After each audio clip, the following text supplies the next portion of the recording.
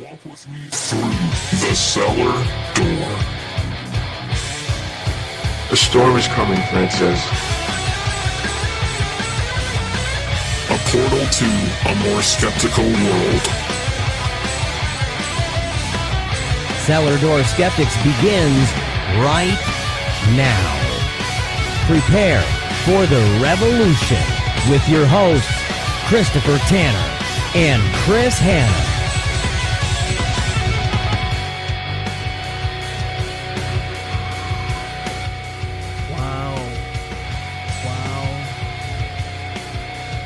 Welcome to Cellar Door Skeptics. Tonight, hopefully the computer won't fail us every time as we record. It's on fire! It's on fire! It's on fire. Everything's on fire. It blanks out, and then it just started vibrating, and so it was kind of one of those things. Usually it's the other way around. Started vibrating, then you blank out, right? Yeah. This time, my computer did the opposite. So. Oh, man. Well, it happens. It happens. So, like, we were going to do this really big, fancy show, and we had Keith all prepped and ready to go, and he's got the 6 shooters out, and everything just dies. Everything. So, yeah. Anyways, let's start round number 2, I guess. Welcome to Cellar Door Skeptics. There we go. Thank you. We're doing it live tonight. We are definitely not live, but we will be live one of these days, I guess. But anyway, just wanted to fail the starting of the show. But this week we're gonna do something a little different, right? So we focused a lot on American politics, but the Canadians up there, or the better halves of the world, we're like a tenth of your population. We call you the half, but you're like the land mass is there, so. It's true. It's a lot of mass. And some days you are acting like you're the better. I mean, you know, it happens. Anyway, so this week we wanted to talk about Canadian politics instead of American politics. But before we get into that, we have to share something. And I only say this because there's a gentleman that we had on the show 3 months ago, maybe 4. And this dude's now going off the deep end. And I'm going to share this, and we'll only spend a few seconds on it. Oh, because no. Oh, man. I don't want to spend all night talking about this guy, but he recently just posted some crazy stuff, and then he takes it down. And I'll comment on it, and he'll post it again, and then he takes it down. And it's just like, I don't understand, you know... You're tainting his perfect comment record. Yeah. And it's just weird, you know, what he's got to say. So there was a gentleman that we had on from the New American Revolution, right? That's what he calls it himself. Okay. And essentially, here he is. He is now saying that he has a slave name. And he claims his real name is 333 Aluminum. And again, I normally wouldn't do this to anybody, but this guy's just gone crazy because we had him on the show, and I joined his show. I didn't want this to be I want this to be known. I don't agree with any way he's gone, and it seems like he doesn't believe the coronavirus can be spread, or that masks are stopping the coronavirus spread. He believes that we should boycott anybody that does it, that forces you to put a mask on. Because if you wear a mask, you are inhaling carbon monoxide, and you need oxygen to survive and thrive. Yes. Now, my wife wears a mask at work for 8 to 10 hours when she works. I do too. She's not dead yet. She's not had any of this. I tell you what. I had to look this up, right? I thought this was a joke. Honestly, I did. God. I had to look this up to see if this was a joke or whatnot. And like that word, that hyper, I can't find it on here now. Up a little bit.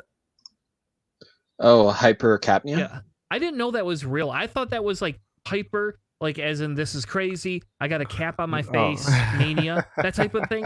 But no, it's a real thing. And I looked it up, and then I was like, you gotta be kidding me. I can't believe this dude is gonna try and claim that is what's preventing, well, I like the fact that there's in this very center left of the screen, it appears to be like a guy's face and another guy's. Well, that's just a friend of his. Okay, I'm like, what is? Anyways, okay, so this guy, that hypercapnia, that is something where you're not getting the proper amount of oxygen and air because the mask is making you basically. So like he's basically arguing like when people breathe into a paper bag, air in, air out, that it's causing carbon dioxide toxicity. In a mask that is specifically designed to allow air in and out, or soft cloth. Wow, that's unreal. So do you guys have any of those symptoms? No. Well, I do get drowsiness, but usually if it's because I'm too intoxicated. No. Mild narcosis, nah. Do I get dizziness? Yeah. Confusion? Yeah, sometimes. But not from wearing a mask. Usually it's when I'm intoxicated at home. Well, most humans just garbage. Most humans will very easily and very quickly take their mask off if any of those things start happening. So, I mean, it's not one of those. Yeah, your natural your uncontrollable instincts will be to remove the mask if any of those things start happening. All right, so I just Googled oxygen concentration by altitude because that's what this guy's argument seems to be, and it took me to this wildsafe.org. So I'm going to assume that it's trustworthy enough because I don't see where he's talking about how we're being deprived of oxygen, like by how much. But I just want to take a quick look. So at sea level, you have 20.9% concentration of oxygen. By the time you hit 3,000 feet, so about the elevation that I'm at, you're down by 3%. You're down to 17 or 18.6, so 2.5%. Sorry. So basically, this guy's argument falls on its face when you realize how little oxygen we're actually taking in, and people live in Aspen, Colorado, at 8,000 feet, so that's 15% oxygen. And it doesn't really get to dangerous levels until you get up above 13,000 feet, where from the looks of things, people don't really live. So I think this guy just isn't. Yeah, these masks are not reducing the oxygen concentration more than they would be if you were climbing a mountain. So no. And I mean, people go up to, I mean, granted, if you go up to Everest, you should have oxygen with you. But like there are certain. I want to play his YouTube video too. No, don't even do it. In all reality, like the hypercapnia thing, okay, that can be like a science thing where someone just doesn't really understand it. My slave name is Daniel, whatever that guy's talking about. Like that sounds like his account was hacked by like truthers or something. It's a YouTube video. Well, I know. Not even truthers. It sounds like he's become like one of those free men on the land. It's just So that's definitely a remove all ties, burn the bridge, shoot the sentry bots, get the heck away from that crazy person. That's. There we go. Unfriended. Had to leave that up there just we did this because I just needed to put a disclaimer out there saying, hey, you see me on that show, I'm not that person. Like, I don't want to be associated. This guy's really bad. Like, no. Yeah. No maybe kidding. Not quite as bad as Biden, but still pretty bad. That's just unreal. Like, I don't get it. Oh God. Yeah, and he's got friends who are all like anti-COVID, so it's just like, you know what? You're not surrounding yourself with thinking people. You're just surrounding yourself with an echo chamber. So, bye. Don't get me wrong. I understand the need to stay in your like amongst people you agree with for your mental health, because once in a while you kind of need that affirmation. Not all of us have the ability to live in such a hostile environment to our ideas, but like, damn, that's damn. That's Exactly. That's NWO stuff right there. It's the new world order, man. Hey, that was a great wrestling league Oh my. organization, whatever. I don't know. Anyway, so what I thought we would do now is let's move into the real information we want to talk about from our partners of the North, because it's just a Canadian episode. And I don't think that guy's Canadian. I'm pretty sure he's from Texas. So we're not going to focus on that guy anymore. No, we're going to move on. Yeah, this is so. It was kind of funny before we had to restart the recording. Hannah and I were talking, and I was talking about how this one's like not even half an hour away from my house, and 2 members of my wife's family worked there, so they had to like go into quarantine amongst all of this, and it's just absolutely unreal. I because I already knew about it, I even added an extra article to what you had already posted just to so we could maybe dive a little deeper into the whole situation, if you will. Absolutely. So, for those listening who haven't listened to the show before, Keith is our resident Canada expert. So, experts he of lives in this term. Canada and loves. He's more than an expert. He's a citizen. Yeah, but he's our expert. He's a resident expert. I know, but yeah. So there's been all kinds of stuff going on, and one of the things that you mentioned is like this story happened in Alberta City, and it's interesting because you're like, it's wild. It's someone, this connection you mentioned, a connection to people, it's like it's not real until you know someone that's being affected by it. To most people, it's like, oh, it's not that big of a deal. Oh, it's the flu. It's not that big of a deal. Oh, it's just nobody. It for a lot of people, none of these things are real until it happens to you. There's all kinds of fallacies and arguments. And so like this is the case, and this is an example where Canada, maybe some people were like, oh, it's US. It's US. They're so far away. It's not going to happen to us. It's not real. It's not a big deal. It's fine. It's just a flu. And now things are changing. Well, first off, just so you know, it's not Alberta City. Well, I meant in Alberta City. I didn't have Ann. I didn't have Ann. That out. Like, I get Canada says weird things sometimes, but like that's definitely not yeah. And I didn't say Ann loud enough apparently. And Alberta City. That's funny. Anyway, so Keith, why don't you tell us your connection? So just I guess let me go back up real quick. So essentially, this is a very small town in Canada, in Alberta. And very small, like 15,000 people. Small. Yeah, and actually, the one that I have is related, but it's actually not even the exact same incident. So this is kind of showing just how ignorance and greed can kind of get in and really run amok. So the one you picked, it actually wasn't even the worst incident that we've seen. That's Brooks, which is west of Calgary. The one I actually was leaning more towards was just south of Calgary by about 20 minutes near High River, but we can jump into Cargill there in a couple of minutes. But yeah, essentially what's been happening is that there have been a couple of meatpacking plants now and slaughterhouses that they've had outbreaks of COVID because, it's an essential service. They're working with food, trying to, make sure that the citizens have something to eat and all of that. But the people who are running these aren't doing due diligence when it comes to making sure that workers are properly cared for or insulated from catching these infections. And they're being told, you have to keep working. You're not allowed to, take time off, blah, blah, blah, that type of thing.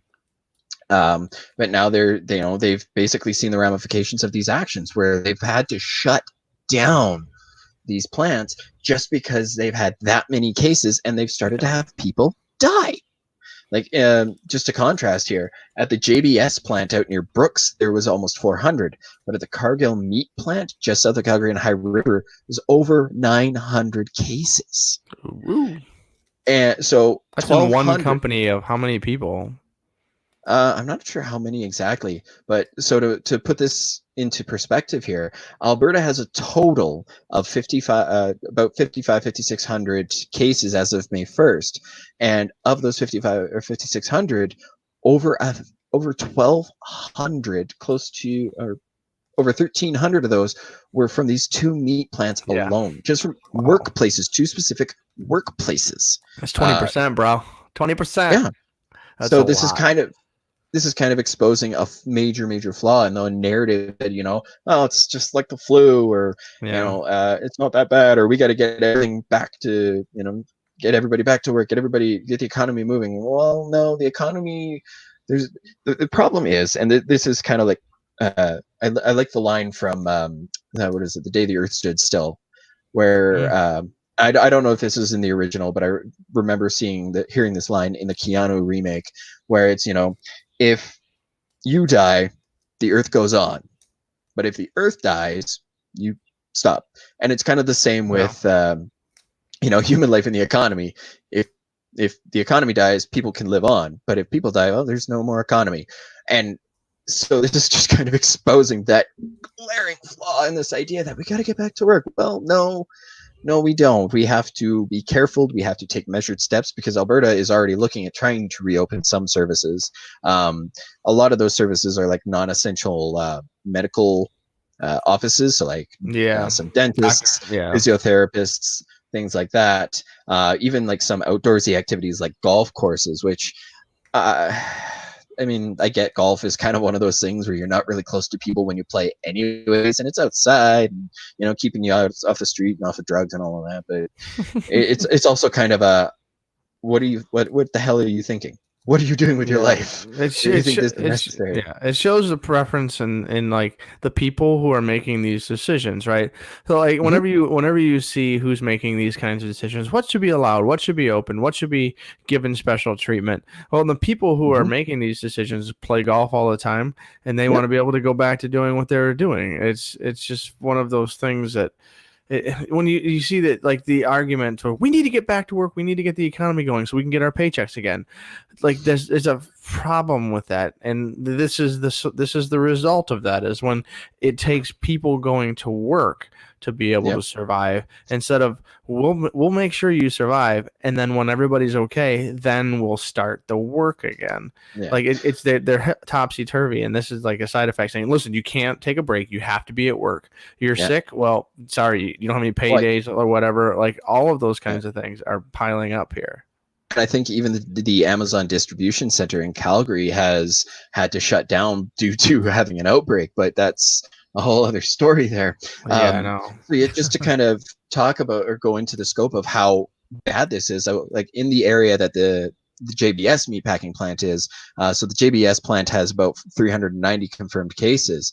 Of the entire, this area now has over 824 cases as of, when was this done? I don't know, like the other day. It was done two or 3 days ago, it looks. It says April 30th. Well, on April 17th, there were just three active. Yeah, there were just 3 active COVID cases. Then by the 18th, they had 33, and by the 19th, 103. And now we're, the first few days of May, April 30th, they have over 800, with roughly half of those coming just from this one workplace. So what is that telling you? It's telling you that we need to keep stepping up our efforts, that we're not doing enough to prevent the spread. And we need to start understanding the impact. And I think one of the big things here is, and this article doesn't get into it, maybe it's because they never reached out to them, and maybe that's not a Canadian thing, but like, or got a response. Yeah. What I would like to know is, what steps were they taking? Were they taking temperatures at the door? Were they wearing masks? Were they sending people home that showed symptoms? Any of those things? Because that's a big thing for me as an individual, is to say, hey, that's how you can kind of gauge this. Because if they were doing and being ultra cautious and all these things kept happening, okay. But what this tells you is, if that spike happened that fast, either there's a lot of vulnerable people that work in that plant that can catch it and show symptoms fast, or the fact that this has been going on for 2 weeks, right? They haven't been doing their due diligence, and essentially somehow something got contaminated 2 weeks ago and spread through the facility, right? Yeah. And like, so our company, we have like an online sheet. Every one of the warehouses has to log in that has active people in it every 2 days and report what's cleaning supplies they have and how much they've used. So like our Texas facility right now there's nothing. And guess what? It's opening up in this week. The whole Texas economy. But they've been working this whole time. They were only off for 2 days, and then they came back as essential workers because of who they were shipping to. Which I don't know if I'm supposed to say this or not, but then one of the companies you mentioned earlier that might have to shut down is one of the biggest customers. But the big thing here, right, is that we're not taking temps, but we're asking people. Basically, we have a thermometer. If you come in and show symptoms, if you want to stay and get paid for the day, you go take your temperature, sanitize when you're done, do all the things. Hi. Yeah, we've got the scans and temperature and everything happening at work for me. And anyone that comes in, first and second shift, you get scanned before you get to stay. Period. I mean, that's just the way it is. And in conservative Ohio too. It's privately owned, and they can't think of anything worse than I guess the company shutting down. You know what I mean? And losing profit. So like they're willing to make I guess to do some of the arguments in the scientific community to make sure that a lot of this stuff doesn't spread. And so I mean, it's an interesting thing that you don't see a lot of resistance in certain areas, even though the people probably don't like being told by the government what to do. But if you threaten money, it changes everything. Yeah, it's funny how that little dollar bill has so much friggin' sway. And I think one of the other things to factor in, now I don't know 100% for certain, but a lot of the workers that they've featured in some of these articles are people who are, they're immigrants to Canada. So I'd be kind of curious to see how many of these people are, being taken advantage of by, like predatory employment practices, because they're like, well, you're new to this country, so you don't exactly understand your protections. You don't understand how to stand up for yourself properly. And, probably even not even informed as to how to, what are the requirements and for protection. Yeah. And I mean, another thing that I think is important to factor into that as well is, they're not, they come from a culture where it's, you have to bust your ass. You have to work hard. You got to be able to get into work. That's the only way you can provide for your family. And it's that, attitude that, is being taken advantage of, because it's like, oh, you want to work? Okay. We can't pay you if you're not working. So you have to come in, you have to work, blah, blah, blah. So I heard stories in Africa. People were like, if I don't work, I don't eat. If I go to work, I might get it and die. Either way, I die. So I'm going to work. Yeah. At least one way I might be able to provide for my family. I know. It's just like the arguments. It's basically a no-win. So they're like, screw it. Let's go to work. So hopefully, those people stay safe. Yeah. But oh yeah, absolutely. But the one thing that's been said here is Chief Medical Officer of Health, Dr. Dina Hinshaw, said the outbreak, and the other one in Cargill that we're going to talk about in a couple of minutes here, it demonstrates just how fast this virus can spread, and why we really need to be careful. Why it's, like we were talking about last time when we're talking about the people who are being ignorant to the statistics of it, it has the ability to basically become a wildfire if we're not taking care, if we're not putting efforts in to flatten the curve. Is there a recall on the product? I don't think so, but I think that's also because they do a lot of other sanitation efforts. That's one thing I was going to say. It's like food is starting to get weird. Like the president in the United States was like, we got to protect Tyson. Like I would assume that the food, sources are going to be compromised. That's a big deal. But if they have ways to prevent it from getting into the food, that makes me kind of scared of the food. Well, I mean, like, oh, we can't protect our people, but when we dunk our meat in this juice, and nothing gonna live on it. Like, yeah. Well, and I think the important thing here, right, is that so this is the area Keith lives in, and the important thing here is that nobody knows whether it can be absorbed into food and you eat it. The idea though is you should sanitize or let your food sit for 3 days or cook it. Because in fairness, the disease dies once it hits over X amount of degrees. And I think it's like 140 to 145, somewhere in that range. Yeah, it denatures the proteins and basically renders it inert. Yeah, so destroys it outright. Yeah, exactly. So, like again, if you're cooking a really rare steak, no, probably not. You're probably screwed. But like anything else, for the most, well, technically you still are searing the outside. So yeah, you're killing it either which way with a steak. I mean, to be fair, if you believe that and like a blue rare steak is a good cooked steak, you probably already are used to taking your life into your own hands, anyways. So really, there's not a whole lot we can say for you. So what's a blue rare cooked steak? So let's literally just. From what I understand, it's basically you throw it on the grill for a minute, flip it over, and then pull it off, and it's done. So like it's still raw, basically. So Philadelphia style. Is that what that's called down there? Yeah. Oh, gross. That's because Philadelphia is gross. I feel bad, but also no, I don't. But so the idea, but it's delicious with a side of fava beans. But a Philadelphia style, and I'm not going to tell you that I have not eaten Philadelphia style many times. Typically, what you do is your grill is hotter, or whatever you're cooking on is hotter. Yeah. And the idea is you cook it on all the way around and on each side for a minimum of a minute. So essentially, you're getting 4 minutes roughly of cooking to kill the bacteria, because you have to kill that outside, like, because it doesn't cook long enough to seal it. This sounds weird, but the way it seals and cooks in. So like you have to cook each parts of the side. So you flip it, side, top, bottom. So 6 times. There you go. I'm like Trump. I don't know how to count. And but at least you know it. It is, and it's really. I'll be honest with you. With certain cuts of steak, it's really good. You have to have a really, really good meat, and typically it's got to be aged. If it's not an aged meat, it doesn't work.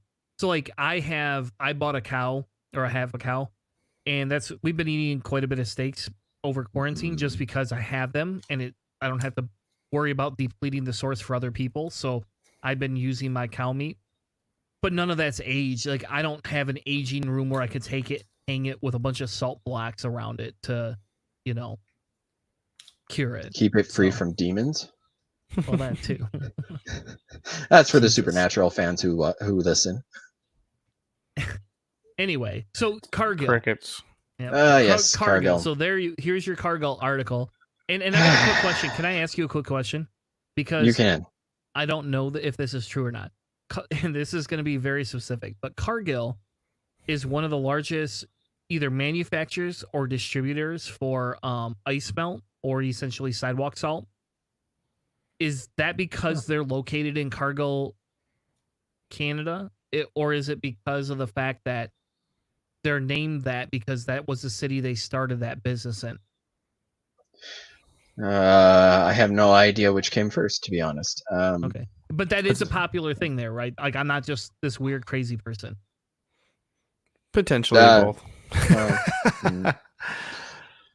Anyways, maybe someone will search it up when we're getting an explanation of this. We can do a search of the sidewalk salt.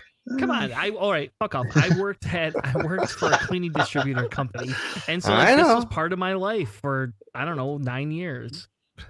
And now you're gonna finally solve it on your podcast. I never knew that Cargill existed in Calgary. It's like they're in Alberta. It's like half an hour south of Calgary, a small town called High River.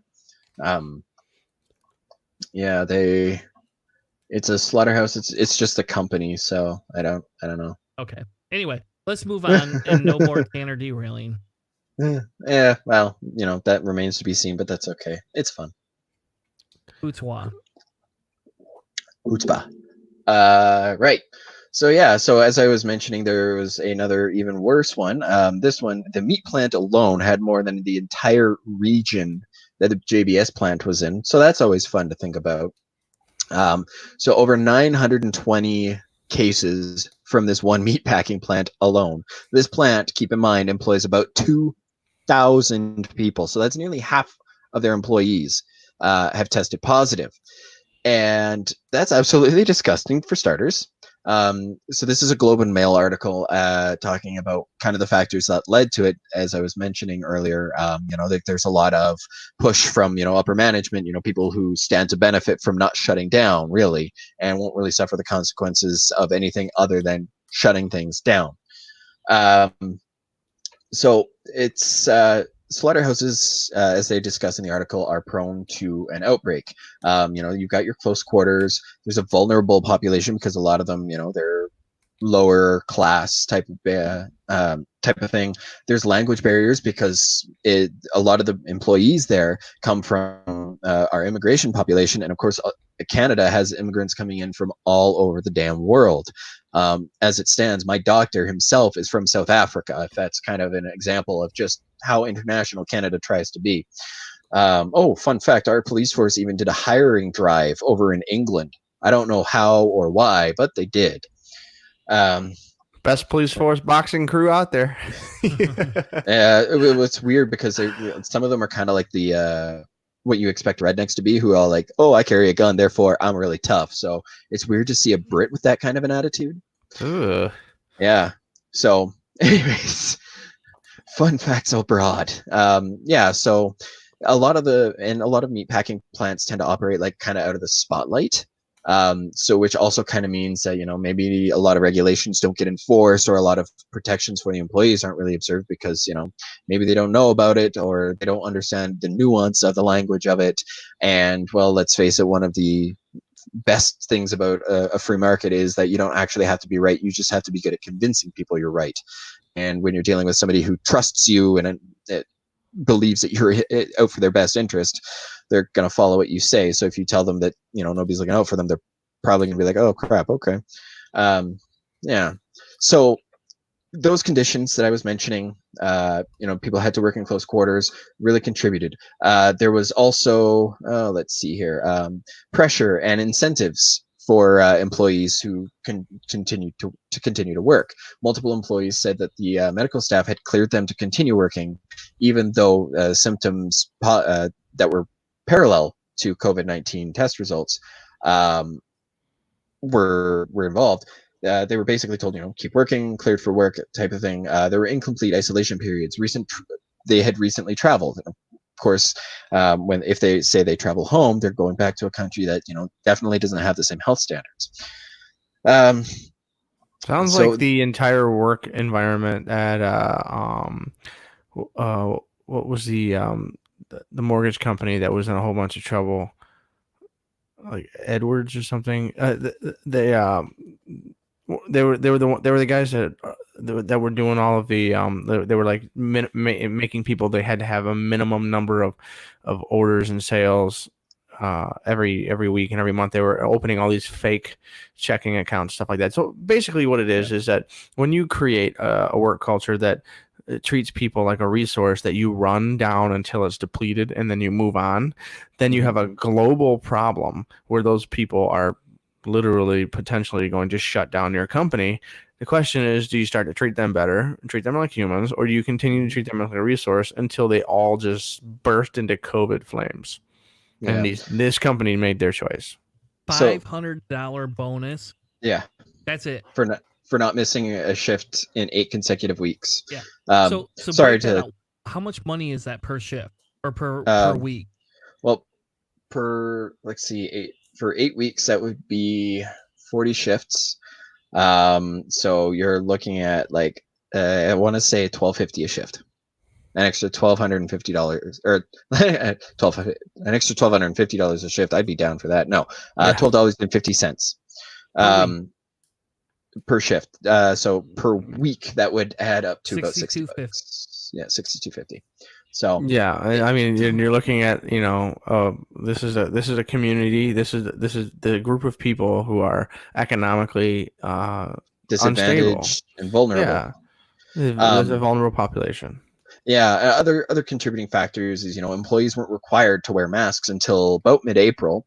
There wasn't a consistent policy for supplying face shields. Some line workers did receive them. Others were just told, we don't have enough.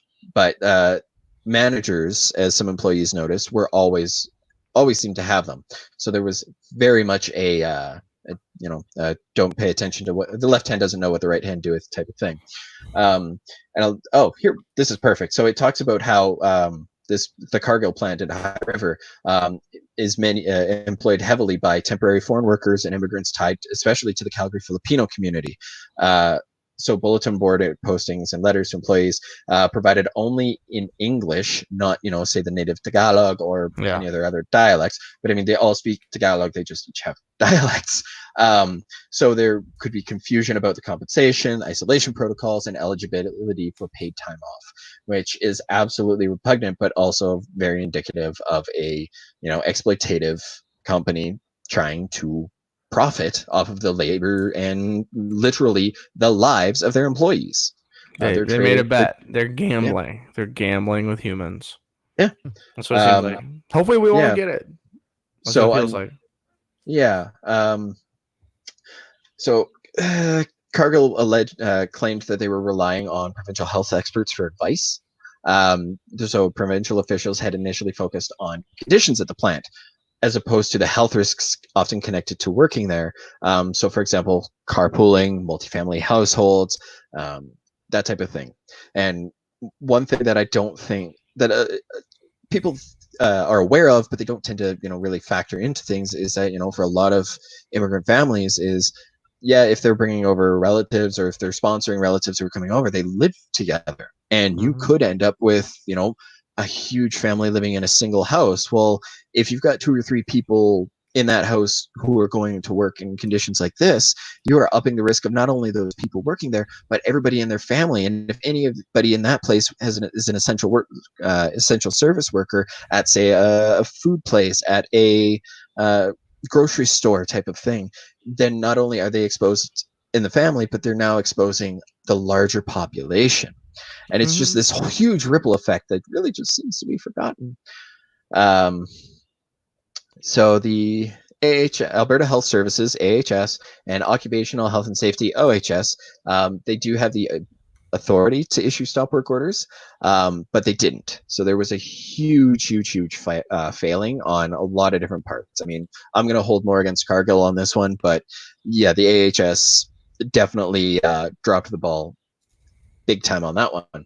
So who funded the campaign for the leaders for the AHS? Question. Don't get me started on I know. AHS. Our health minister is a right royal piece who needs to be removed from office forcibly because he harasses doctors who speak out against him. He'll actually use he'll illegally obtain their personal information and go to their house.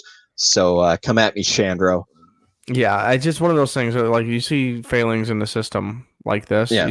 You see these kinds of things happen, and the question is are they all working together? A lot of times, people that are in leadership positions for these types of government branches, they come from those companies. Like right now, we have a J.P. Morgan and Chase executive in charge of the Fed, or in charge of the Treasury in the United States. Like, that's how the cycle.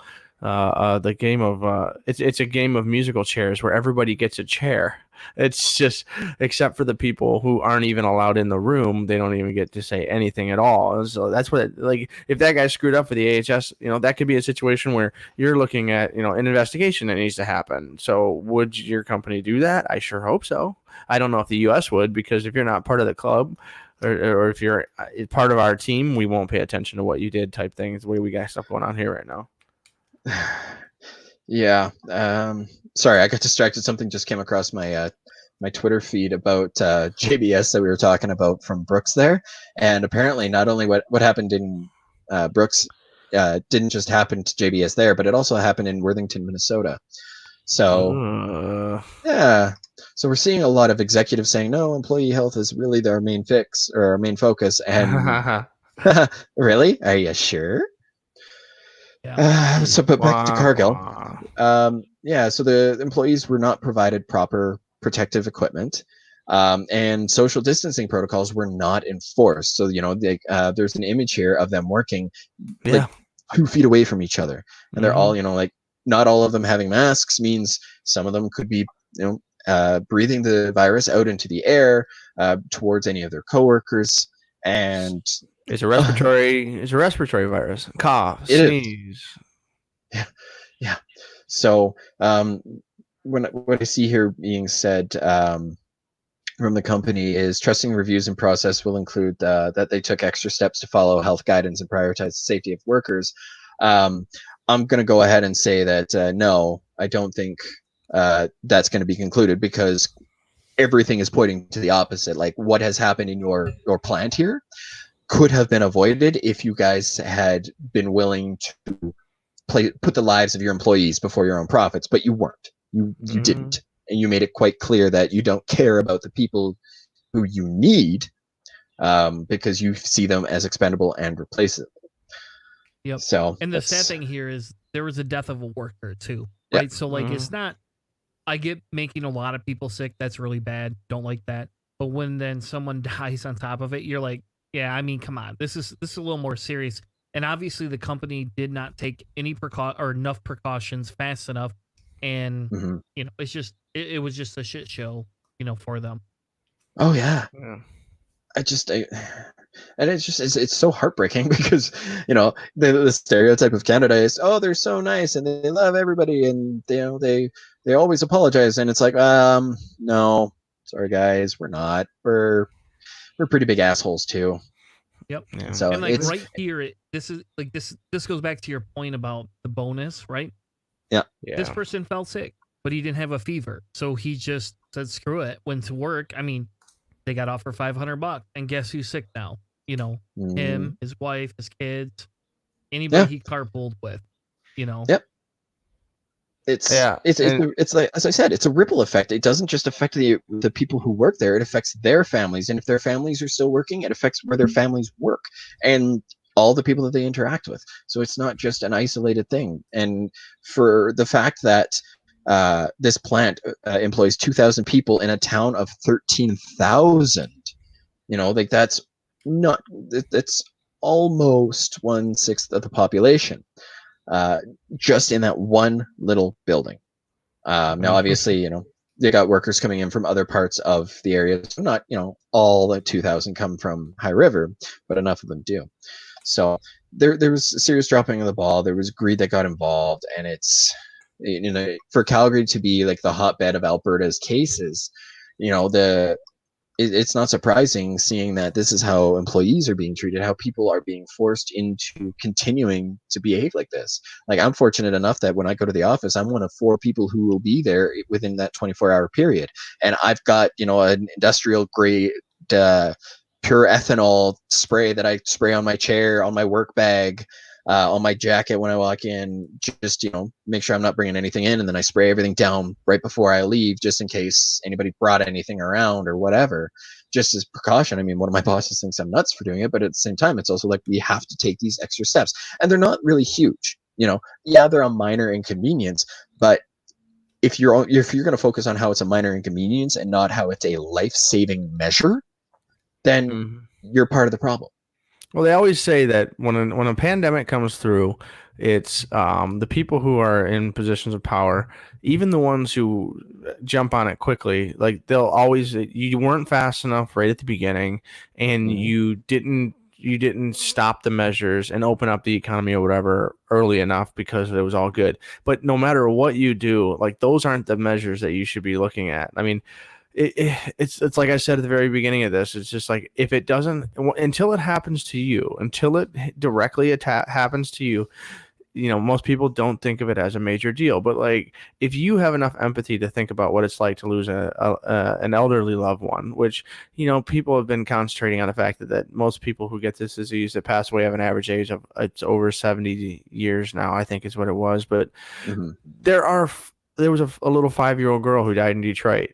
Yeah. Her parents were first responders, and like, it can happen, and you don't want to be that one family that has that one kid that died from it. You know what I mean? Like, you don't want to be that person. And if you take it seriously, you took it too seriously. You were being kind of out of order, and you were spraying your jacket. That's weird. You know what? But I don't want to be that one. I don't want to be that one. Yeah. That statistical outlier, and that's what we're trying to avoid.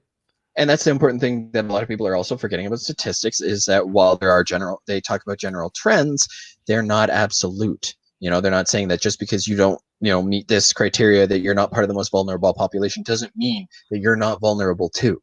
It just means that if it impacts you, you're a lot less likely to suffer the worst possible outcome. So one thing that I was reading a little later on in the article was a former employee who had heard that there was like 38 cases at the plant, and apparently she was convinced that this wasn't 100% true, that she thought that there were more. So in some of the Facebook groups and the employee chat she was a part of, there was just constant stream of people who were talking about testing positive. And so nobody in the upper management was taking the employees seriously, because the media was just saying, oh, only 38, only 38, only 38, while the employees there are going, yeah, nope, yeah, nope, yeah, nope, yeah, nope, nope, positive.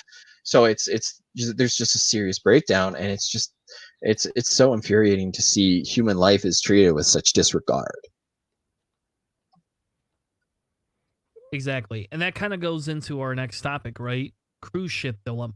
Because one of the big things here is this gentleman you're about to read about, or I guess listen to us read about. That's a nice way to put it. Essentially, this guy's been stranded at sea for months on end. Nobody will take him back. Now, again, this sign and what's saying is hostage of the CDC, that sounds a little conspiracy theorish. And I get that. But if you actually read the article and you kind of go through it, it makes sense, right? There is all sorts of cruise ships that were on board, right?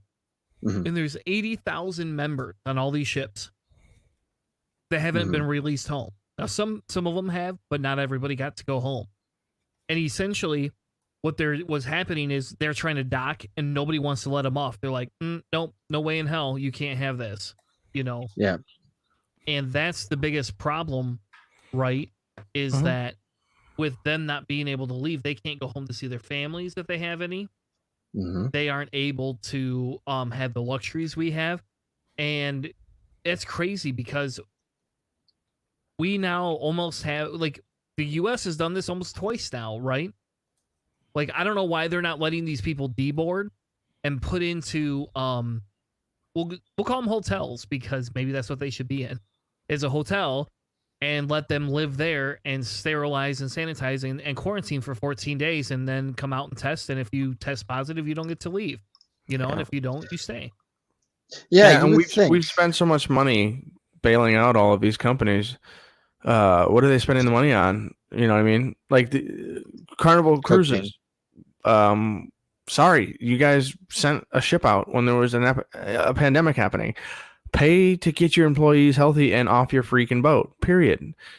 I mean, whatever. I honestly don't care if the companies that take money from their government institutions, if they're not going to spend the money to try to fix the problem directly related to the money that they're getting, they shouldn't exist in the first place. Like that's I mean, it's a very simple thing that I have a major issue with when it comes to like any kind of bailout, is that if they don't use that money to directly deal with the problem, they just try to mitigate, like, oh, it's going to be hard for us to pay our bills. Screw you. You don't deserve to exist. Period. I don't care. Well, isn't that kind of the hilarious irony that follows free market proponents? Oh, these companies are too big to fail. We got to give them this, that, and this. It's like, no, they're not too big to fail. In fact, they're big enough that they deserve to fail if they fuck up enough. Yeah. Sorry, explicit take now. Yeah, it's just one of those things that I really wish they would stop. Like it keeps bothering me, because you see these companies that they do everything in their power to basically sabotage and drive themselves into the ground. But the second, they might have to file bankruptcy, it's like, oh, we need help. Oh, guys, government, come on, we need you to step in. Like the big company, what was the big three bailout that there was under? Was that under W? Yeah, W did the he did the economic stimulus, and Obama did the big three bailout. Right. Yep. Yeah, it was Obama. It was not W. Yeah. Oh, it was, okay. But then you see these companies, they get all this money, and they're the first people to be like, oh, you shouldn't give the poor people money. They're going to waste it on drugs and alcohol. It's like, okay, but what the hell have you wasted it on? Why are you so bankrupt if you're so good at business? If you know business and your business meetings of business stuff, why are you so perpetually broke? If you're so smart, if you know how to handle your money so much better, why can't you run a company properly? Why can't you, be more successful in such a way that you don't have to rely on these bailouts and then turn around and criticize individual people? Well, they tell the people, the workers, listen, you guys should have a 3-month emergency package. Well, Yeah. a lot of these companies, like, we're not going to be able to exist in 2 weeks if we don't get some money in. Like, well, why didn't you guys save up a little bit? Those are kind of two-sided arguments. So, like, these cruise ships, all of these people, they haven't saved money, or the money that they have is going to things that aren't related. They should be spending it to try to get these people off of these boats. So the people that are getting basically stuck on these ships, they're not allowed to dock. Are they getting food delivered into the ships? I mean, they're not a perpetual Wall-E Axiom ship floating out in space that can keep making food in cups or whatever it was that those people ate. Like, how are they surviving? And that's other great questions too. But it's so infuriating, because this is this type of garbage that we keep seeing. Is the people who actually suffer the consequences of these decisions aren't the people who get to make the decisions, who get to have any sort of say. A lot of these people are they're stranded, basically. They're isolated, they're surrounded by their coworkers, and nobody is thinking about how their human lives are being affected. It's all about everybody else's lives, or inconveniences that other people are facing by actually having to do some paperwork. These are non-union jobs, probably. Yeah, so nobody's fighting for them. Yeah, they're not union. They're all contract, essentially. And which is why, like when I was talking about all the NHL teams who were basically saying, sorry to our support staff, but we don't give a shit. I'm no longer going to be financially supporting my NHL team. I'm not. I mean, not that I was a great deal to begin with, but I'm not going to pay for tickets to go sit in the stands. I'm not going to pay for their overpriced merchandise, because they turned their backs on the people that they need to make their big bucks. And as soon as hockey season's back up, I know everybody's just going to be pouring back in, even after all the absolutely piss poor treatment of their necessary workforce. And again, like, you take a look at these cruise ship people, and you've got the CDC who's raising the bar for, in the name of public health and safety. Great. What's being done to try to make sure that not only are those lives being meeting the standards, but what's also being done to ensure that once they meet those standards, that they're free to go, that they're free to go back and be with their families, or deal with their own lives, or not have to be at sea, because I'm sure after a little while that gets boring. Well, and that's the thing here, right? That's the big question. I mean, this article does not address if they're getting fed. All it does is talk about how long it takes to get them off the ship. And like this one Canadian woman essentially was on there since the middle of March, and finally now at the end of April was able to go home, right? Yeah. That's a month and a half. That's BS. And so the idea here is there should be some awareness raised that says, hey, cities, states, you need to figure out what you're going to do when these things embark and come back. And in fairness, and this is where I'll be honest, I wasn't really interested in a cruise to begin with, but I'll have a hard time ever supporting any of these cruises again. You know why? Because their upper management, their executive team, should have been working with every country these had to dock in, and working at negotiation terms to say, how the fuck do I get 400 people off the ship? What am I going to do that? And let's also deal with this glaring truth of, if you're out traveling, you come home, you're expected to spend 2 weeks in self-isolation, not going anywhere, not talking to people, or not going out and visiting other people. You stay home, just to basically, just to be at home. My question is, you got that 2 weeks in one of these little rooms on a ship, right? You got 2 weeks in a room on a ship. They're gonna feed you through like the door or whatever.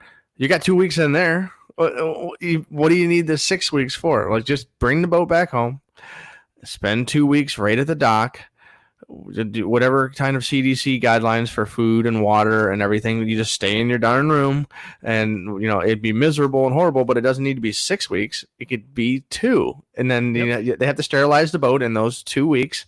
Just do nothing but sterilize. You know what I mean? I don't understand how it keeps getting drawn out that far. Like, they don't have fuel to bring the ships back if they're docked in. There's all kinds of other stuff and logistics and other issues that we have here. But in the end, in my opinion, like, the political nightmare and the red tape nightmare and who's going to be responsible. My insurance company won't cover it. Your insurance company won't cover it, but they're people. You know what I mean? These are people. It's not like, well, what's the right way? Should we call the lawyers to try to make sure that all the paperwork is dotted and T's? Like, they're people. Just get them home. That's the thing. Like the white collars are always protecting, themselves and the company. But in this kind of mass pandemic, where the entire country is dealing with the issue, it shouldn't be, well, what do we do to survive, and what do we do to keep the cash flow coming back in as soon as this is over? It's how do we keep the most number of people healthy and alive? And then we'll deal with all the other stuff over there. The economy will always be there. Humans will always need to trade and buy stuff. It's I don't know, and it's sad. Well, and that's the thing here is you're right. Nobody's taking care of these people, and it kind of feels like the refugee situation again. And I guess on the negative side, all these people are getting stuck. On the positive side, at least America's not the only one doing it. The difference is we did it before, COVID happened. So. Yeah, we did before it was cool. We're trailblazers when it comes to keeping people locked in boats for arbitrary reasons and human rights issues. Exactly. So I don't know. I thought it was interesting, and I wanted to highlight it before we moved on to the next topic, because I thought the importance of what was happening is being overlooked by the media 100%. But the weird thing is Canadia's is the great nation of Canada has returned. Nations of Canada. Anyway, so I just thought it was, like I said, I thought it was an interesting article, and I thought it was important to talk about. Now, side note, before we get into our last topic of the show, Cargill is from Minnesota, so I'm completely off. I looked it up. You're right. I did my research. I'm wrong. So they started in Minnesota, and it's the Canadian branch that got infected. Shocking. Yeah. Now, on a different note. Sorry, 2 mouses. On a different note, nice. And this is something I wanted to, this is the spark of the whole show, right? Yeah. And I'm going to give a little side story, and then we're going to hand it over to Keith real quick. And Keith will do the big intro for this.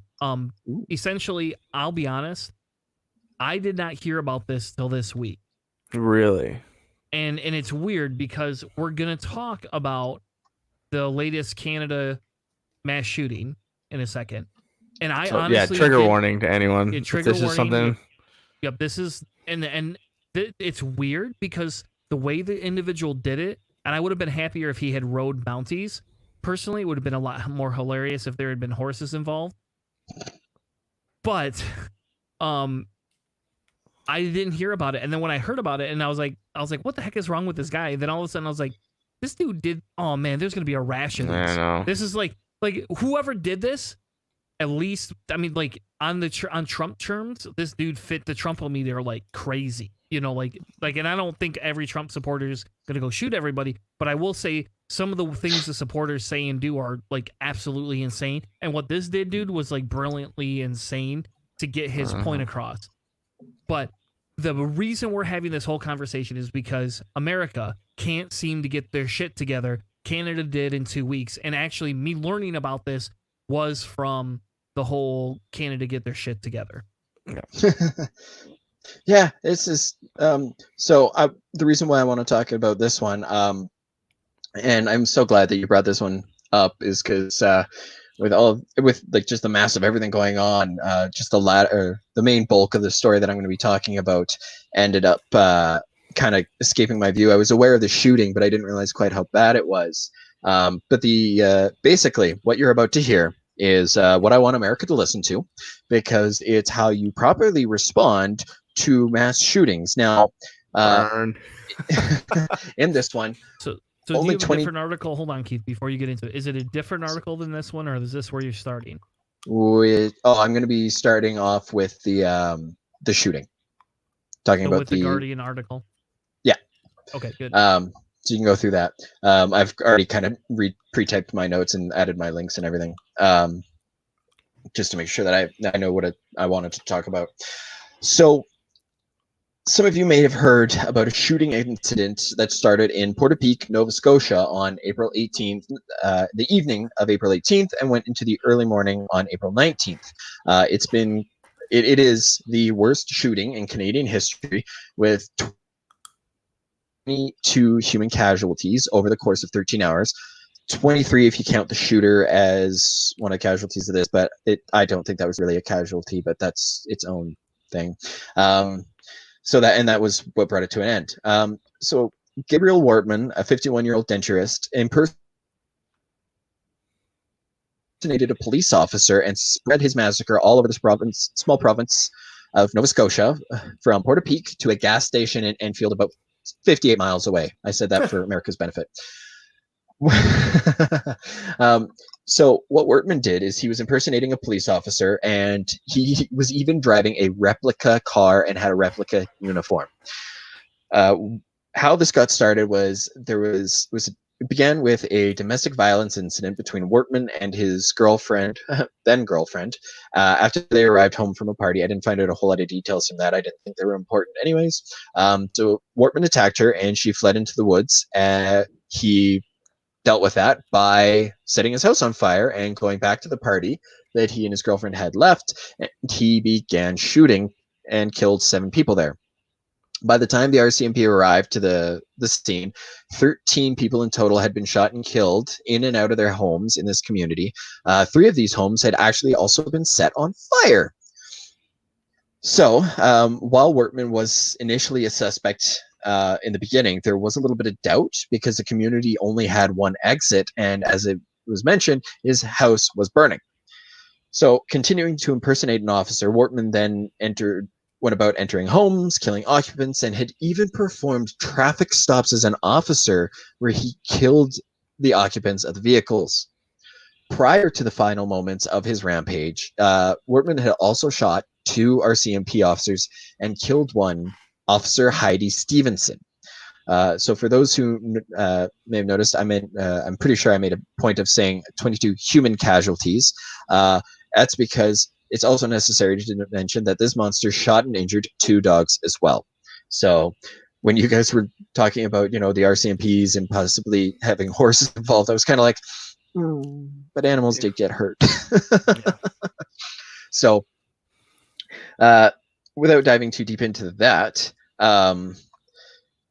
what came from this? Why did I preface this by saying this is how you handle a mass shooting? Well, what came out of this is that Trudeau came out and said, where's my things here? Yes. As long as Canadians are losing their loved ones to gun violence, not enough has changed. He said this actually back in September. He goes, we know you do not need a military-grade assault weapon, one designed to kill the largest amount of people in the shortest amount of time, to take down a deer.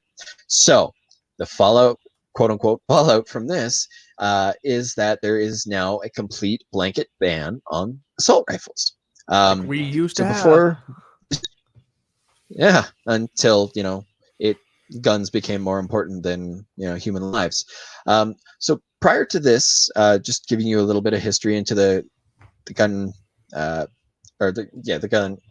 gun laws basically in Canada. Prior to this, the worst shooting in Canadian history was the Polytechnique massacre in Montreal that I talked about a little while ago, where a gunman in Montreal murdered 15 in the name of quote-unquote fighting feminism.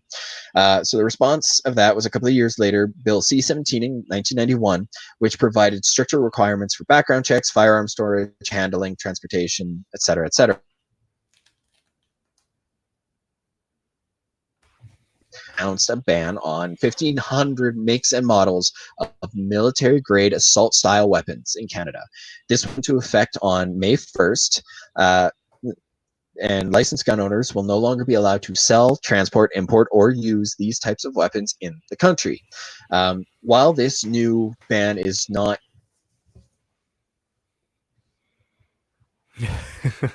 the Canadian infrastructure is bouncing on us, Keith. Anyway, so, so yeah. all right, we're gonna keep moving. Yeah, they picked up the ban essentially. You know, that's one of the things that they were able to. The entire country, legislatively, representatively, was able to kind of put their stuff together and say, listen, this is a thing that needs to happen, and we're not going to be putting up with this kind of behavior as far as really dangerous people. And in this case also, I mean, impersonating a police officer definitely changes it. I would think about this for a second, right? The Blue Lives Matter guys and all that stuff, like they come out as soon as a gun's mentioned, in protection of the police officers and stuff. But if you step on those guys on their toes, you get the cops, you get those guys upset, and they're shooting cops and this kind of thing. Like, it's just, this could have been the perfect storm for the Canadian situation. I don't know if that kind of perspective and that kind of psychology would work in the United States. And we can't exactly design these kinds of events unless you're a conspiracy theorist on 4chan. Then everything is nothing but paid actors. But in this case here, the Canadian government was able to kind of get their stuff together and really do something big. And here's the other thing is, like, this, none of this is permanent. They did not put this into their constitution as far as I know. So, like, if it doesn't work and there's like 100 people shot in like 2 years because they didn't have guns to protect themselves or whatever, you can always remove it. That's one of the things that I've always said is, like, hey, let's try Medicare for all for 10 years. And if it's as bad as everybody says it is, then, whatever. Let's try no guns in the United States unless you have special training like they do in Japan, where you can get a gun. There's no restrictions. You have to go through special training. There's all kinds of licenses. It's really hard. There's all kinds of rules. But everyone who gets a gun is really, really, really good with it. In the United States, all these guys that are really, really, really, really good with those guns, the ones that are walking all over our governor's office in Lansing, those guys are so good and so legal all the time. They shouldn't have any trouble going through all the loops and steps to get a weapon. And so it's nice to see at least that the Canadian perspective, it was able to take care of this pretty quickly, and hopefully the U.S. can learn something from it. Now, did they say the specific weapons he used? Did I miss that? I didn't see it in the article. I just saw some other information. Sorry for bailing out there. My internet is just loving me tonight. Socialist internet. Apparently. Although you actually pay private companies for yours. You guys don't have internet utilities, right? Not that I'm aware of. But that's something worth looking into. No, I didn't see which ones. The only criticism I saw was that this ban would probably not have stopped him from obtaining his weapons, because he didn't have a license to possess or purchase firearms. And I believe, from the looks of things, police just illegally obtained in Canada and the United States. The majority from the United States. The majority. Probably. Let's acknowledge that. Yeah, probably. Yeah. That's the thing. It's like people all the people saying that the illegal guns and all that kind of stuff. Like, yeah, for a little while you're never going to be it. But if you can't get any more new guns, I don't know. It's just a long term versus short term. So we don't know what weapons you use. But in the end, like, if we did this ban 2 weeks ago, he still probably would have been able to obtain a ton of weapons because of the border and just because of weapons loose in your country as it is. Yeah, absolutely. So as I was saying, I hope you guys heard that my little lead up saying that the ban, it's not new legislation, it's just updating legislation. And one of the other things from the Guardian article talking about it, so the move was heavily set to restrict certain firearms, but because it was a ban of certain weapons, this could be carried out through the cabinet, which bypassed the need for it to be considered legislation itself. That's slick. See? Actually, for the savvy listeners who have a little more time on their hands and want to go through this, I have included the Canada Gazette. I think that's just a magazine with I don't actually know what it is, but It has the entire 69-page document, which is in both French and English, and lists literally every single make or every single firearm that is now banned and prohibited. Oh yeah, like that's why it's like 69 pages. Like more, like about 50 of these pages are just listing the firearms. Does it get soggy when you dip it in all those gun rights activist tears? That's a lot of pages. You probably soak up a lot. I just use those as lube. So there, of course, is criticism and pushback because, you know, we have weird people in Canada too. I didn't really go too deep into the Rob Ford criticism because I have anything that person says, it tends to go in one ear and right out. He's still alive? Yeah. That's impressive. Doug Ford Doug Ford was the brother of the crackhead man who's dead. Yeah. Oh yeah, no, that was expected. Well, yeah. But anyways, so some of you may remember the name Andrew Scheer, who I said is the troll whose only argument during his run for prime minister was that Trudeau is a poopy head. Yeah. I have a hilarious meme that I guess you weren't around when I did my breakdown of the debate there. But pretty much the only argument the conservative leader had was Trudeau is a poopy head. That was their political platform, was Trudeau's a duty face. That's it. That's the only thing that they could say. None of their platform had anything of substance other than to say, well, this is what the Liberals did and this is what the Liberals have done and they're just going to do this. And it's like, okay, but I don't care. I want to know why I should vote for you. But apparently that's not politics anymore. But anyways, so what he said was that Justin Trudeau is using the current pandemic and the immediate emotion of the horrific attack in Nova Scotia to push the Liberals' ideological agenda to make major firearms policy changes. Taking firearms away from law-abiding citizens does nothing to stop dangerous criminals who obtain their guns illegally. And all I can think is, and I actually saw somebody make a dumbass remark about this, saying, you know, Trudeau's coming for their guns because we have weird people in Canada too. As I said, you know, Australia hasn't had any mass shootings since that last one, and that's because of their gun registration. And then they said, well, yeah, but that, you know, that's been since their last shooting. I'm like, it's almost like, you know, properly enforced and effective gun laws actually work, not just because they reduce mass shootings, but because they also reduce, you know, the likelihood of accidents. It's a statistics thing. You know, you take the total NOA, you're going to drop the number of incidents down to, you know, very, very little. Yeah, and it's just the same petty criticisms of gun legislation that you guys see all the damn time, you know, like, oh, law-abiding citizens should be able to have this. And it's like, why does somebody need to have a gun that can shoot, you know, however many rounds per 10 seconds? You know, how many clips can you unload in a minute, blah, blah, blah type of thing. Well, there's always the question of, well, when does a law-abiding citizen become a criminal? There's also that too. They're all law-abiding until they make that decision to change. And so by that logic, then all of the people who shot someone were law-abiding citizens right up into the point until they decided to become criminals. So like you're not a criminal forever. So it's impossible to distinguish between those two groups. Yeah, it's just a fool's argument. Before I move on, because I actually, the next thing that I did want to go into is I just kind of wanted to talk about some of the gun laws in Canada, and focusing more on like the definitions and the licensing that we have. But before we go into that, there's something that I just wanted to ask you guys. Now, I have used handgun firearms before. I don't hate it. I kind of enjoy it. I think that in terms of mechanics and engineering, they're pretty cool, but I understand that it's a tool of destruction, and I treat it as such. But I've been to the gun ranges here, and I'm just kind of curious. Have you guys ever been to the gun ranges down in the States?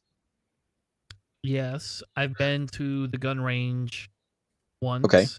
One time. Okay. The majority of guns I've shot has been in backyards. Okay, so I've never been to a gun range. My family owned a square 3/4 mile lot with some other families, and we used to hunt on. So anytime any guns were ever fired, it was there. Weird flex, but okay. So that's just like, well, we shoot high-powered rifles. Like you literally are not allowed to shoot them because they shoot so far. Right. Like I literally can't. I have 3 high-powered rifles sitting on the floor behind me that underneath my futon. Or actually, no, I think they're in the attic now. But like either way, like you cannot shoot those safely anywhere near homes. Okay, fair enough. So Tanner, sorry, because of what I wanted to talk about, I just want to know what your experience was at the gun range. Like when you went in, what did they do to, inform you and teach you about it, and then what let you on the range? Like can you kind of remember and walk us through a little bit of that? Yeah, it's been a while. When I came in, they asked me if I'd ever shot a gun before, if I'd ever been through a hunting class, those type of things. And honestly, I've never been through a hunting class, or CPL classes. But Okay. I have, we went through some of the steps. They give you a little questionnaire and a quiz. They talk you through, what proper safety is. And then, they basically said, so here's the deal. If you violate any one of these rules and we see it, you're out. We'll come up and we'll take you out. You're done for the day. So then I had to sign a waiver form, and I believe the waiver form included like the checklist of stuff that I was saying I understood. I mean, they could tell I probably was newer. I didn't come in with a gun. My buddy had the guns. I bought the ammo and the rounds essentially because they were his guns. Yeah. And then, then they took us back to the range. The guy actually did a demonstration for a handgun and showed us how to properly shoot it, where you stand and where you are not allowed to stand. And he said, again, this is your last warning. If you point this gun anywhere outside of this range, we have cameras. We'll see it. We pick it up. You're done for the day. We'll walk you out. Okay. Now, did they, prior to taking you out onto the range, did they like show you how to load it properly, how to like, if, say it jams or whatever, what to do? And when you were on the range, did you load your own firearms, that type of thing? Yes, I loaded my own firearms. No, they did not show us because they were not their firearms. And they did show us what to do. They did explain if something jams, what you do, and how you can signal for help if you need somebody to come help you. Okay. So that sounds a lot more like my experience in Canada. So I've been to 3 different gun ranges, 2 in Calgary, 1 in Las Vegas, and I was really, really upset with what I found in Vegas. You have a Las Vegas in Canada? No. Went to Las Vegas. Your Las Vegas. Gotcha. Yeah. So the backstory to this is I thought you had a Las Vegas in Canada too. I was like, all right, man, I really gotta go to Canada now. Kind of wish. Kind of. No. So as it goes, my first time to Vegas, I went with really close friends of mine. They were a couple, and for his birthday, she wanted to go to the firing range or take him to the firing range, and she prepaid for all of his entire package. And she had said, this is what I'm doing for him. Would you want to go? I'll, you can just send me the cash and I'll prepay for you too, blah, blah, blah. I was like, cool, let's do this. So we went, we got to fire some guns that maybe we wouldn't have been able to fire in Canada, which I thought was kind of neat. But what really appalled me was, we went through, the loose, explanation of, like point the gun anywhere but downrange, you're out, blah, blah, blah. No real other safety was followed up with. We didn't even get to load the guns. They would load it for us. And the guy basically stood over our shoulders. And I'm like, man, no wonder you guys have such an issue with guns. But knowing that it may have just been unique to Vegas, because I'm sure they get a lot of Yahoos going through there. And yeah, I use Yahoo. Yeah, especially in Vegas. Whatnot. And I was like appalled by that, because in Canada, like they took us into a room and gave us basically like a half-hour safety instruction lesson where the guy, explained these are the basic rules that you need to follow. This is a tool of destruction. If you're not willing to see it destroyed, do not point the gun at that.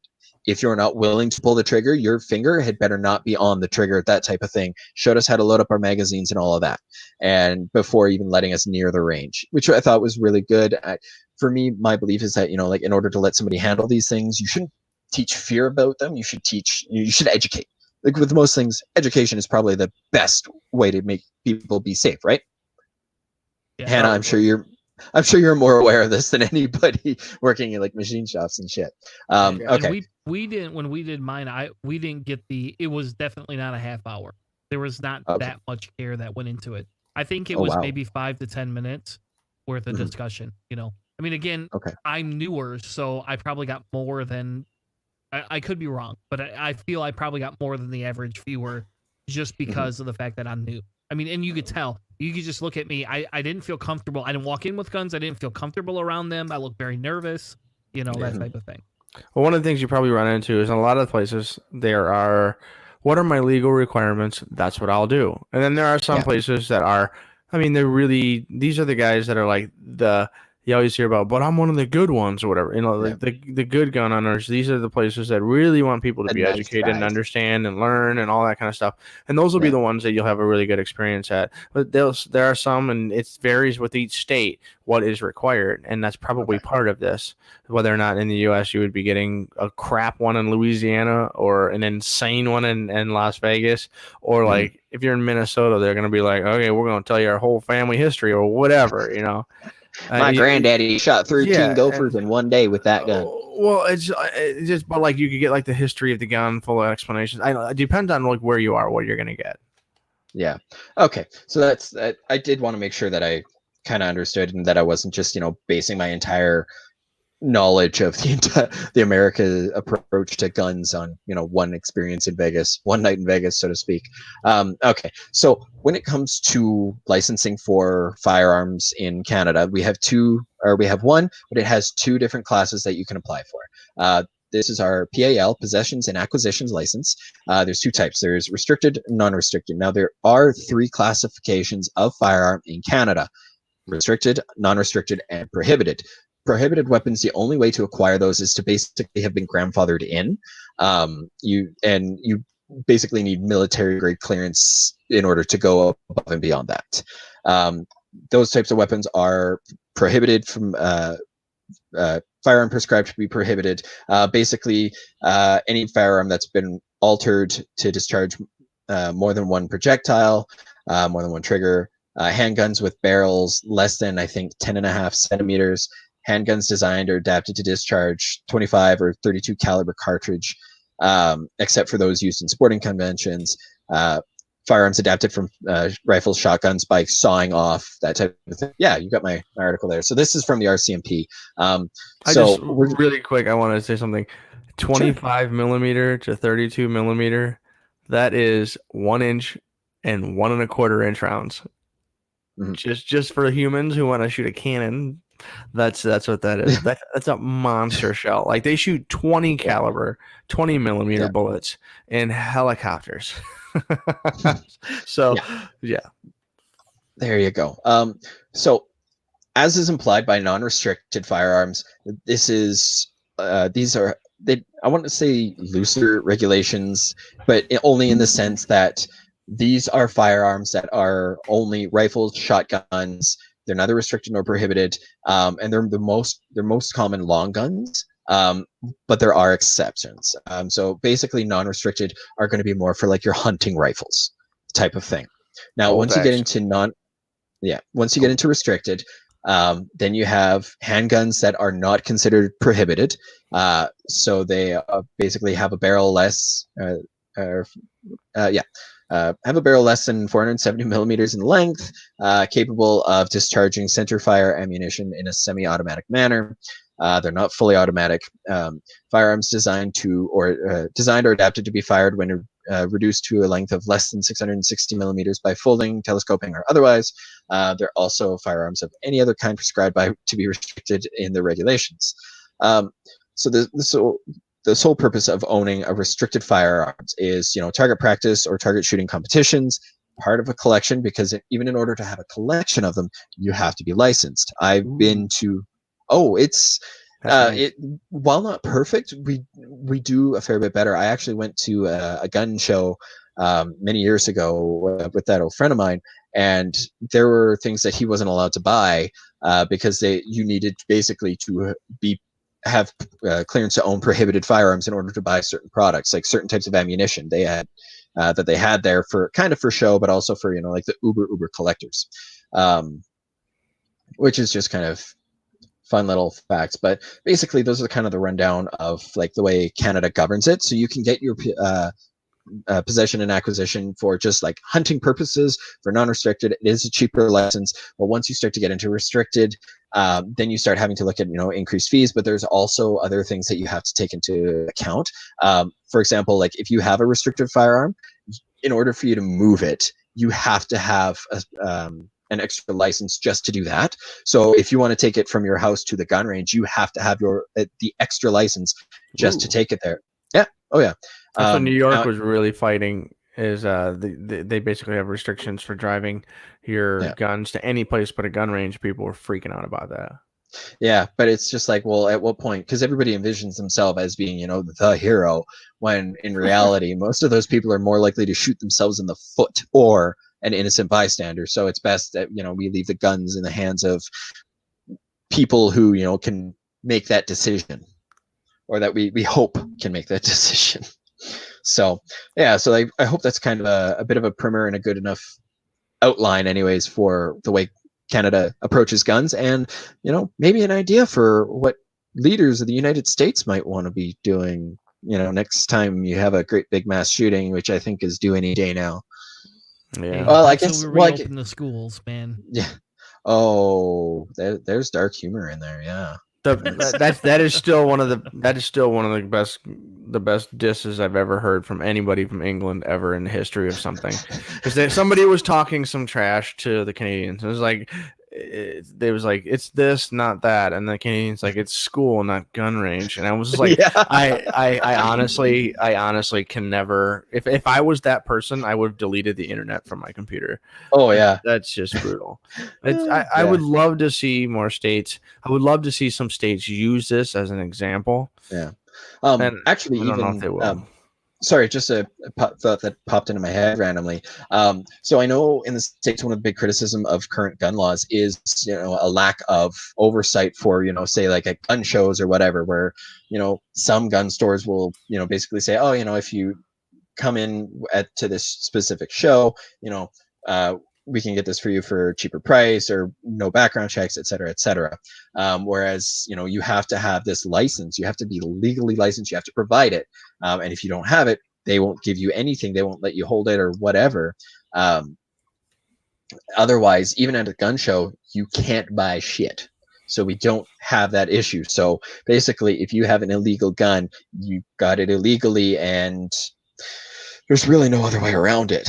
And I mean, I know there's that stupid tired argument of, well, the criminals are going to get guns anyways. It's like, yes, it's because they're criminals. That's why we consider them criminals, is because they're doing these criminal things. But those weapons are also made and manufactured legally, and they become illegal from some reason. This is the exact same thing as, like, they're not criminals until they make the decision to be criminals. Those guns are not illegal guns until something is done with them that is illegal. And a lot of times it's sales or whatever that is, going to a criminal person, as opposed to using the licensing and all that kind of stuff. Like, it takes someone who got it legally, or a company who made it legally, to do something wrong with it for the gun to become illegal. Like, they always give it like, oh, it's an illegal gun or whatever. Like, they're missing the transition point. That's what I always like to try to concentrate on. Yeah. And you're dead right on that. It's you constantly hear people saying, well, law-abiding people. Well, law-abiding people, their priority isn't their own personal or their own personal preferences. Their priority is the public safety.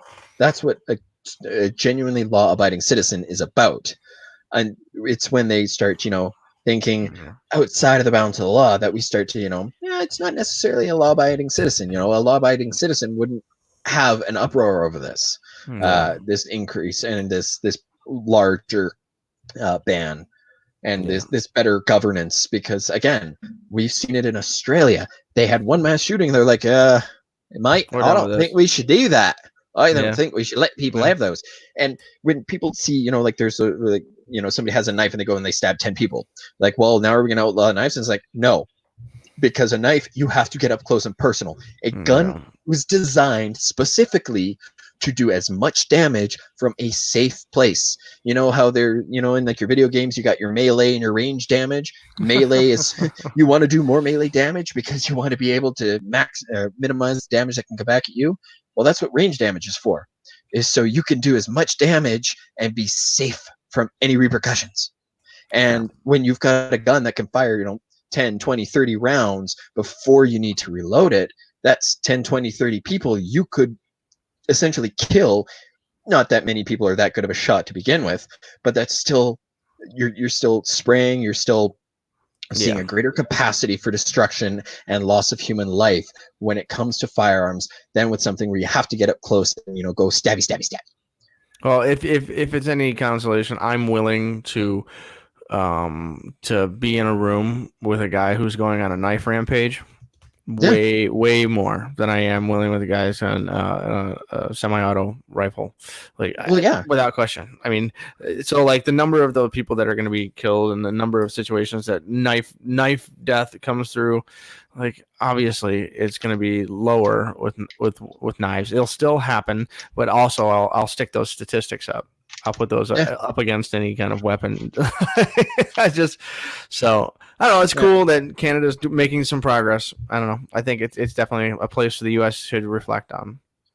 I mean, like I said, it's not perfect, but it steps in the right direction. And the biggest thing that I've learned is that small progress is progress, and that's the only important, or the most important thing about that is to remember that you can keep making small bits of progress, because eventually a few little steps add up to a big step and a big change. You goddamn incrementalist. Where's your revolutionary spirit? I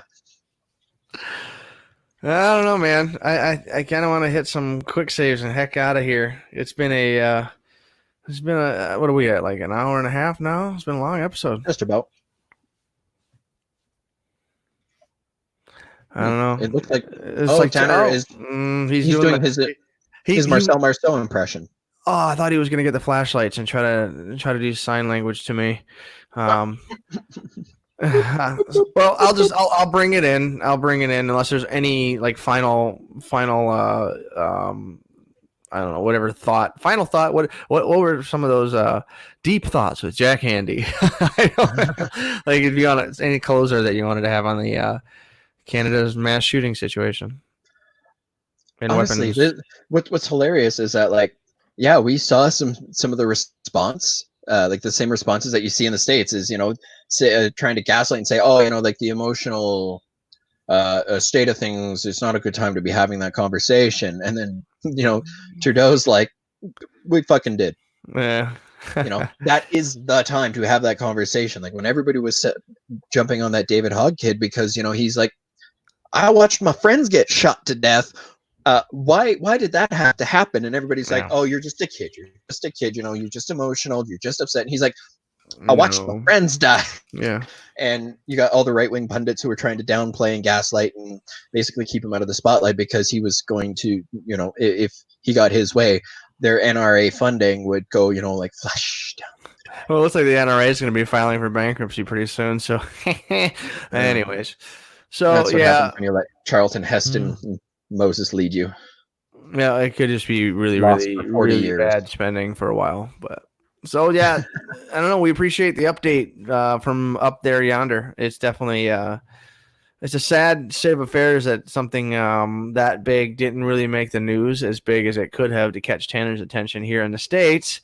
But I mean, because I remember hearing people they were essentially talking about the guys in a cop uniform. We don't know where he is, and be really, so copycat killers. Yeah, but keep your eyes open. I said, he pulled people over and shot them. I know. So yeah, I think that's like as much as I hate this, as much as it drives me nuts, right? It's weird that he had the cop uniform on, and that's why I made the comment about the Mountie earlier, because it's like if he'd been on a horse and everybody been on horses, at least it would have been a little bit more comical. And I think the biggest thing here is and maybe some people are taking this as like this overreaction on Canada's behalf, and I won't say that it doesn't look a little bit like that, but at the exact same time, the difference they have there is their goal is to not see a repeat of this in any way, shape, or form. And in fairness, like the worst part about this whole thing is they didn't take the guy alive, because I would love to know, how'd you come up with the cop uniform idea, and how'd you get all these abandoned cop cars, and like, I don't care how you got the shit from the United States, because at some point either Canada will fix it or they won't. But yeah, for Christ's sake, It's not that hard to get cop uniform. How many police Crown Vics do you see driving around? But like, they're all I know over. But again, in Michigan, everything's standard, right? In Indiana, it's not. Like in Indiana, you can get pulled over by a black truck that's just a regular cop, not even a statey, just a local cop. Whatever they finance, which is why I've always advocated, fuck it. Every cop car should be the exact same in every state, every one of them. And like you can have, this is your brand or whatever you want to buy it into, but everything's the same. So we know what they look like. Your undercovers look like this. These look like this, no matter what. Yeah. That would be nice. I mean, I know in up here anyways, for the most part, our police force drive Ford vehicles. So typically if I see a Ford that's tinted out or whatever on the side of the road with its four ways going, I'm like, that's probably a cop. So I make sure that I'm going, within the realm of the speed limit. And usually it's right on. Although from what I understand, I think we actually, one of our units that, of course, there's the police for vehicles that they need for speed or whatever. I think we've got a Camaro on our force. I think I could be wrong, but we've got that out there on the road.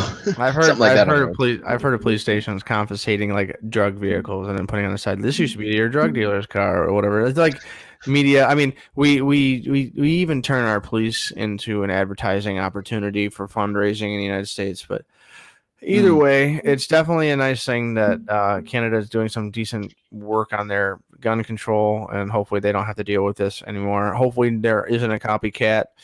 And, this can be a nice story that kind of fades into the distance as opposed to reoccurring regularly. I'm worried about the United States and all this armed uprising and protests that's happening. I'm really glad that there hasn't been somebody who was doing something dumb to just start a cascade. And you know what? As much as I disagree with these people, I don't want a war zone where nobody knows who's good or who's bad. We can have political discussions, but let's just not shoot each other. So, I don't know. Thanks. Yeah, in a perfect world. Yeah. So thanks for the update, and I guess we'll fire into the quick saves. I really had some fun with this one, and you guys won't have enough time to go through my quick save here for this one.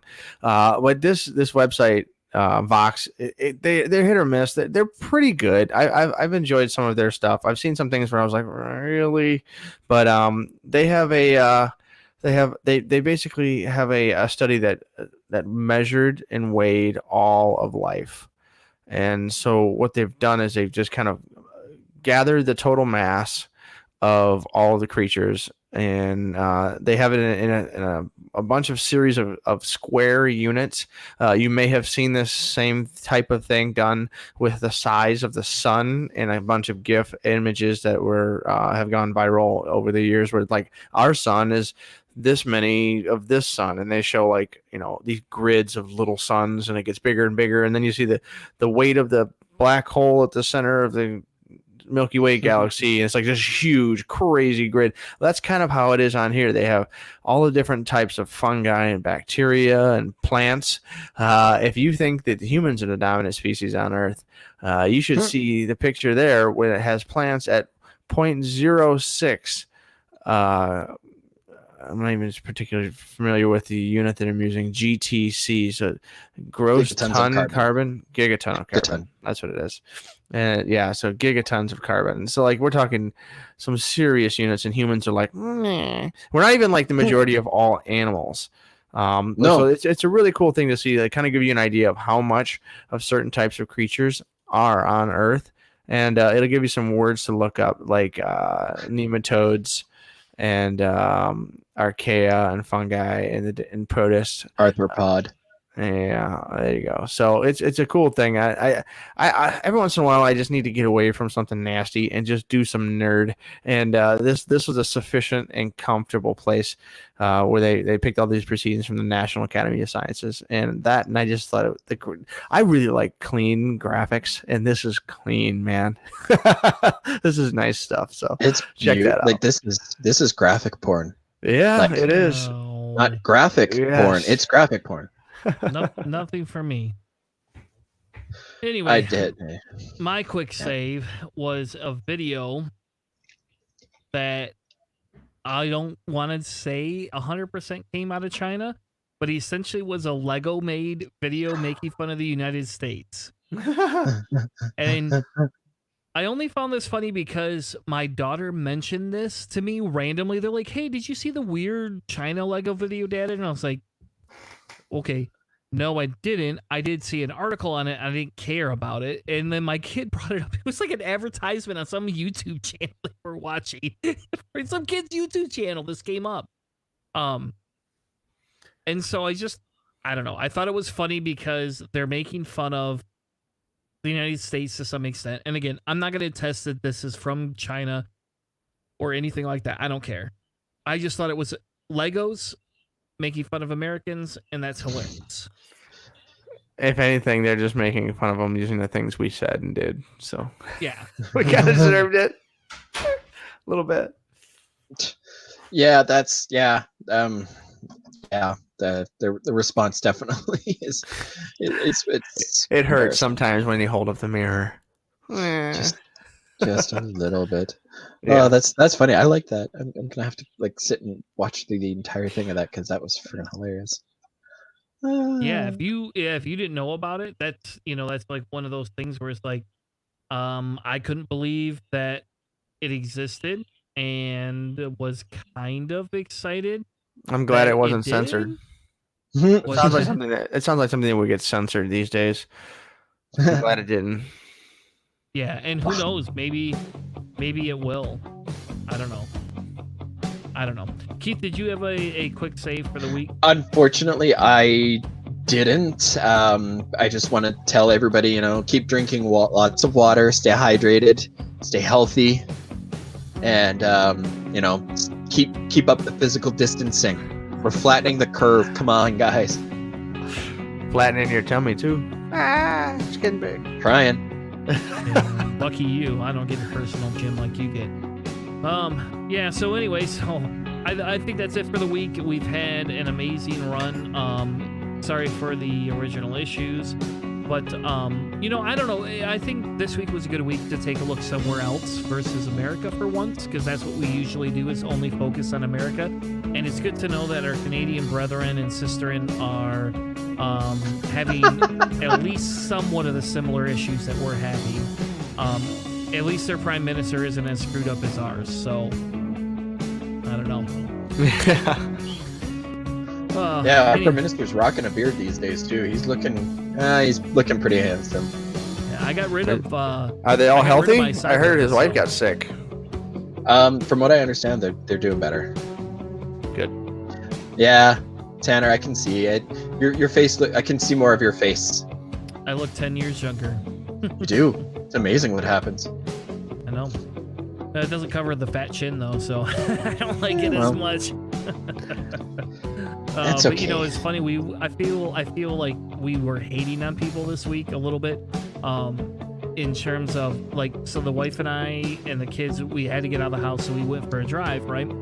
And because my kids haven't been out of the house other than the backyard in 5, 6, almost 7 weeks now. 8 weeks, right? So we went for a drive, and then we drove into the beaches, and we're like, I'm rolling my window up. I was like, it's hot in here. I was like, I don't care. I'm yelling. These stupid people are gonna spread their COVID into our car. Screw these people. Roll your window up. And it was just kind of funny because there was just tons of people at the beaches who didn't give two piss poor poops that that COVID's going on. So I'm hoping that this virus scales off quickly. If not, I don't know. We'll be back here talking more COVID in the next couple of weeks. Thank you all so much for joining us, and have an amazing night. Bye.